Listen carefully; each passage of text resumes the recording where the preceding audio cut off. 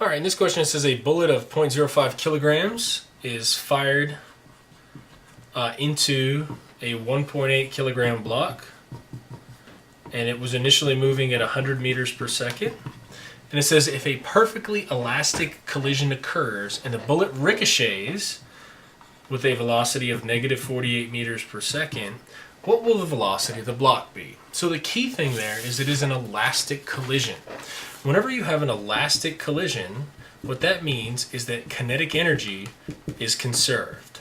So in other words, the kinetic energy that I have before the collision has to equal the kinetic energy that I have after the collision. Now, originally, I only had one thing that was moving, and that was the bullet. Afterward, I have both the bullet and we'll call it a ballistic gel, even though it says block. You have two things that move. In order for it to be an elastic collision, kinetic energy must be conserved. So what I have to have is 1/2 mv squared equals 1/2 mv squared plus 1/2 mv squared. Now before you get any ideas of simplifying this, realize that these are all different masses and all different velocities. This right here, remember, has to do with the bullet. And it's before. This is the bullet, but it's after. And this right here is the gel.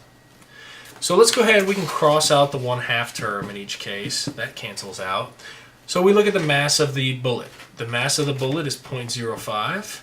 The velocity is originally 100. We square it. The bullet, still 0.05. In this case, it's negative 48. But when you square a negative number, it's going to become a positive number. And finally, you have the gel, which has a mass of 1.8. And then you can solve for the velocity squared. So once you do this, you say 0.05 times 100 squared, you get 500. On the other side, 0.05 times 48 squared, you get 115.2. And that means that this right here allows you to solve for this v term. The first thing that I have to do is I have to eliminate this, and how I do that is I subtract 115.2. Remember, I can't subtract 1.8 because this 1.8 is multiplied by that v squared term. So now we say 500 minus 115.2. When we do that, we get 384.8 equals 1.8 v squared. Divide both sides by 1.8, and you get 213.78. But remember, that is the v squared term.